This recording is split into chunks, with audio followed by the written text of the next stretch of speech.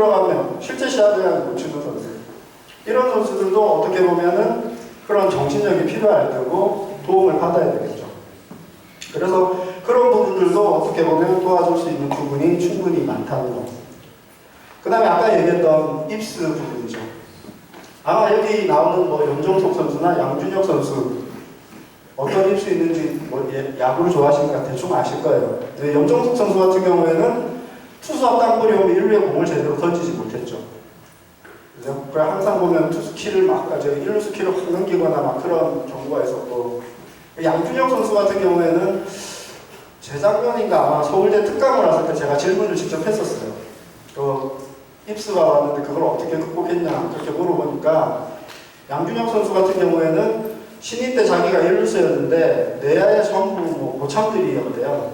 포수의 이만수, 뭐 유격수 유준일, 뭐 3루수의 뭐 김용국 이러면서 공을 도저히 선배들한테 이렇게 뿌릴 수가 없더래요. 본인이 직접 말씀하셨어요, 양준혁 선수가. 그래서 외야로 옮겨갔답니다. 외야로 옮겨가가지고 그 선수들 다 은퇴했을 때 다시 내야로 들어왔답니다.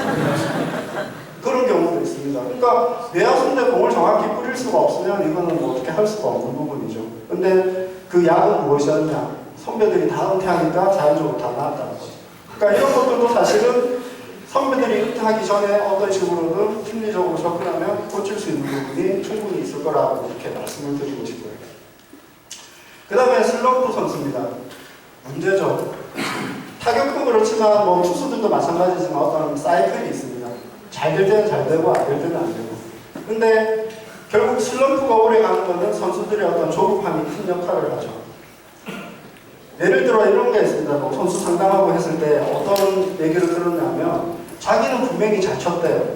너무 잘 쳤대요. 다 정면으로 가는 거예요. 야수들 정면. 그게 5개 이상 연속으로 나거나 아니면 그게 뭐 10개 있는데 뭐 2개 하나씩 이렇게 나다 보면 선수는 저절로 위축이 될 수밖에 없답니다. 그러면 이거 뭐 안 되나 싶어가지고 이제 다른 것부터 생각하기 시작하죠. 지금 폼이 제일 좋고 지금 상태가 제일 좋다는 걸 인식을 못하고 바꾸려고 합니다.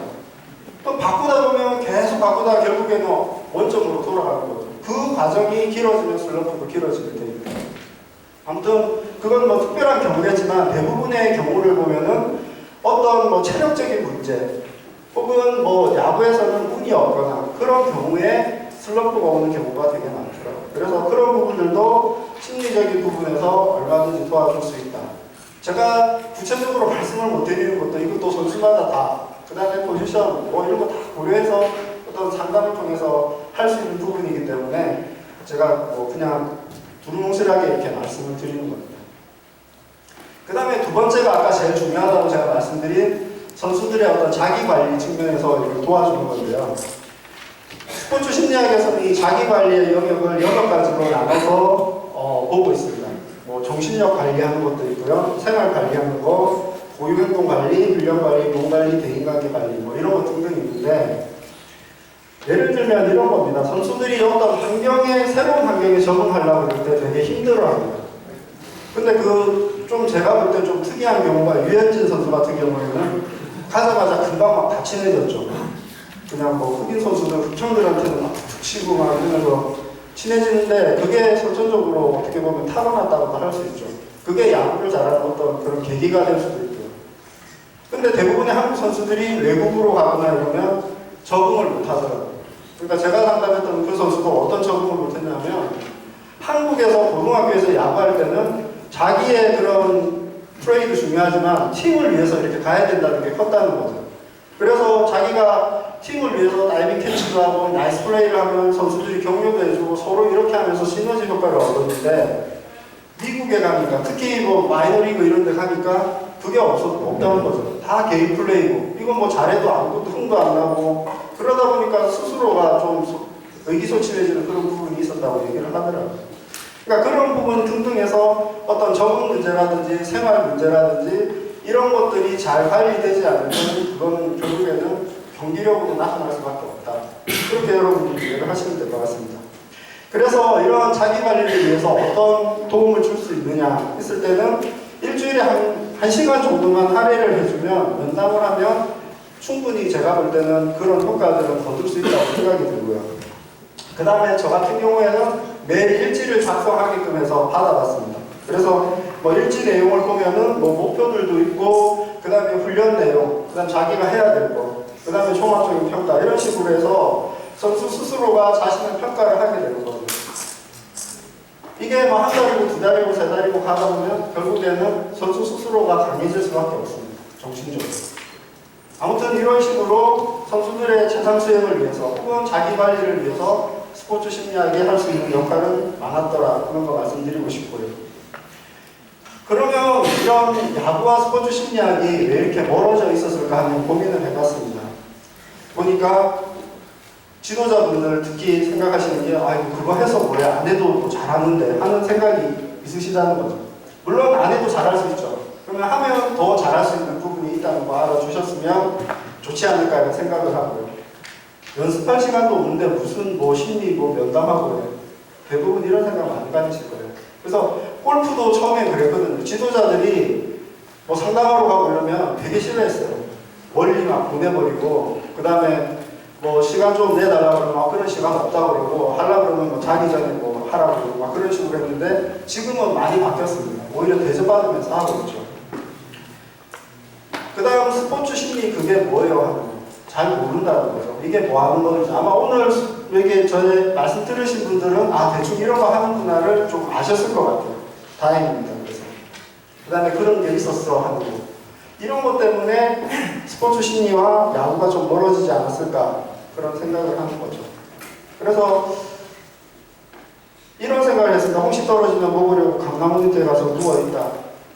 그러니까 뭐 어떻게든 되겠지. 그러면서 이렇게 누워있는, 아무런 노력도 없이 이룰 건 없다는 거죠. 그래서 뭐 지도자분들이든 선수분이든 그 밑에 보면은 강나무 밑에 누워도 삭감 이사리를 되어라 이렇게 했는데, 뭐라도 조금 하시면 도움받으실 수 있는 부분들이 되게 많다는 걸 말씀을 드리고 싶고요.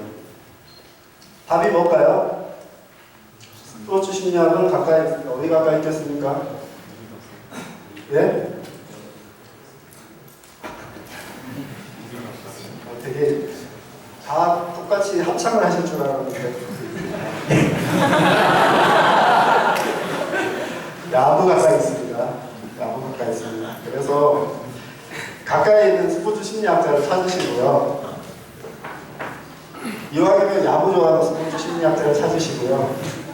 그 다음에 연락하시고 고민 함께 나누시면 좀 더 좋은 수행을 하는 데 도움이 되지 않을까, 특히 선수분들. 그래서 저 같은 경우는 개인적으로 그런 꿈을 가지고 있습니다. 교수님들 안식년 보통 외국으로 가셔서 연구하시고 있는데, 저 같은 경우는 기회가 된다면 어떤 프로팀이나 이런 데서 1년 같이 선수들하고 이렇게 빙굴려서 한번 생활하는 것도 되게 멋있는 일이라고 생각을 했습니다. 자, 이상 발표 마치겠습니다. 감사합니다.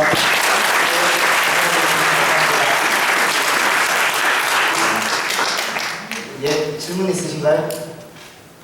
예, 제일 먼저 드신 저 티셔츠 해주시면 됩니다. 지금 아까 익스에 대해서 아까 말씀드렸잖아요. 그 기아의 김성민 선수 같은 경우에는 내야 이거랑 특공을 잘 못 잡잖아요. 그거 네. 해당되는 건지 여쭤보려고요. 키까지 나서 그렇지.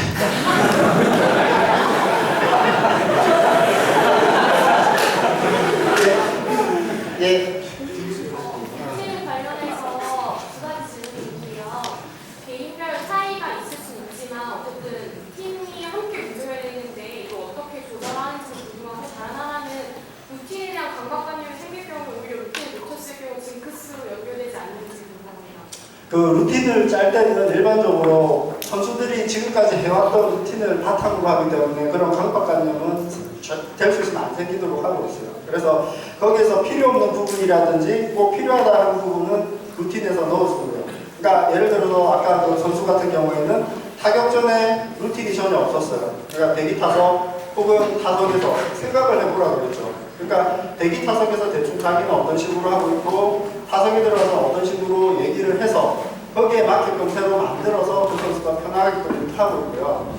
그 다음에 선수단이 같이 움직이기 때문에 어떻게 하냐는 말씀하셨는데 맞습니다. 그래서 예를 들면 투수 뭐 따로 움직일 거고 뭐 야수들 따로, 그건 잘 모르겠어요. 제가 듣기로는 같이 움직이지만 그 포지션별로 어떻게든 할 수 있는 방법, 또 개인이 좀 특이한 그런 루틴이 있다 그러면 지도자들이 그것만 조금 양해를 해주면 오히려 더 좋은 수행을 할 수 있을까 이렇게 생각이 듭니다.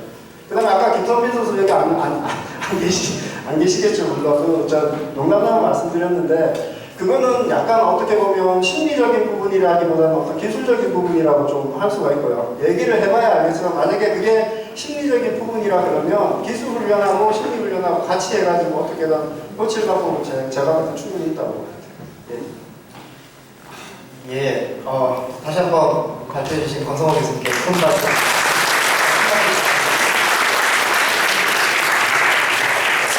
네, 저기 김재동 씨가 아까 야구를 통해 서로 많은 걸 알게 된다는데 권성호 교수님 발표 들으면서 저랑 고향이 같으시군요. 네, 참고로 저는 아직 힘을 못 바꿨습니다. 종교는 잘 안 바뀌더라고요. 네, 오늘 마지막 발표, 학술 발표 세션의 마지막 발표입니다. 서울대학교 통계학과 장원철 교수님의 오늘은 누가 안타를 칠까? 참고로 오늘은 경기가 없습니다. 예, 그 경기 얘기가 아니고요. 비더 레전드라고 여러분들 아마 올해 잘 알고 계신 게임이었는데요. 거기에 추천 시스템에 기반해서 말씀을 해주시겠습니다. 예, 큰 박수로 환영해 주십시오. 네, 방금 소개받은 서울대학교 통계학과 장원철입니다. 이 연구는 지금 밑에 공동 제자들이 나와 있는데요. 원래 지금 박창무 물리교육학과에 지금 나와 있는데요. 박창무 학생은 이번 여름에 저한테서 인턴을 했었는데 인턴을 하면서 인턴 과제를 한 거예요. 이민정 학생은 제 석사 학생인데 같이 프로젝트를 도와줬고요. 원래 이걸 시작하게 된 건 사실은 이제 비더 레전드 혹시 해보신 분 있으신가요? 혹시 얼마나 많이 하셨나요? 어떻게 저기 오늘 그 위너도 두 분 지금 저희들이 모셨는데 두 분도 말씀 좀 부탁드리고요. 자, 근데 아마 비더 레전드 아마 모르시는 분도 있으실 텐데 일단 사실 이게 시작하게 된 거는 제가 원래 비더 레전드를 하려고 한 게 아니고요. 보통 서머 인턴이 오면 제가 간단한 재밌는 자료 분석 같은 걸 서머 인턴 만들어 주는데 그 당시 이제 박창문 군이 올 당시에 제가 특별히 생각나는 게 없는데 뉴스를 보니까 그 전자팔찌가 나오더라고요. 이제 법무부에서 전자팔찌를 땄더니 쉽게 말해서 범죄 재범 가능성이 훨씬 줄어들어서 이제 그 아주 살인범이나 뭐 성범죄 말고 좀 더 확대하겠다 그런 얘기가 나왔는데 그게 이제 사실은 이제 혹시 여기 통계학 전공하신 분도 있겠지만 그게 이제 절단 자료 센서링이라고 이제 기간이 길어지면 범죄가 다시 일어날 수 있는 거거든요. 지금 아주